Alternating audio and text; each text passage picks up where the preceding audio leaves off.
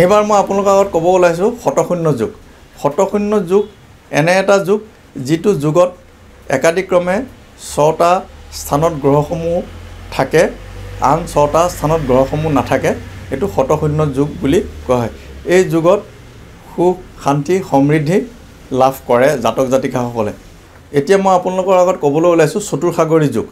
চতুৰ্সাগৰী যুগ যেতিয়া ৰাশি চক্ৰত মেঘ ৰাশি, কৰ্কট ৰাশি, তুলা ৰাশি আৰু মকৰ ৰাশিত গ্ৰহসমূহৰ অৱস্থান থাকে, বিশেষকৈ ৰাহু আৰু কেতুক বাদ দি, তেতিয়া চতুৰ্সাগৰী যুগ সৃষ্টি হয়। এই যুগত জাতক জাতিকাসকলে তেওঁলোকৰ জীৱনত বিভিন্ন ক্ষেত্ৰত তেওঁলোকে আগবাঢ়িবলৈ সক্ষম হয়। পঢ়া শুনাৰ পৰা আদি কৰি চাকৰি বাকৰি আদি বিভিন্ন ক্ষেত্ৰত তেওঁলোকে জীৱনত আগুৱাই যাবলৈ সক্ষম হয়।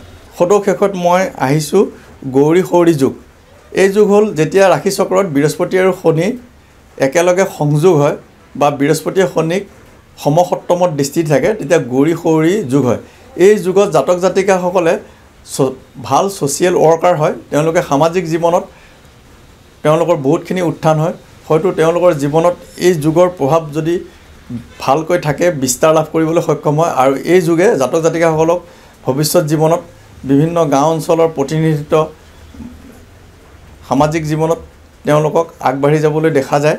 আৰু লগতে কেতিয়াবা তেওঁলোক এই যুগৰ ফলতে MLA মন্ত্ৰী পৰ্যন্ত হৈ যোৱা দেখা যায়।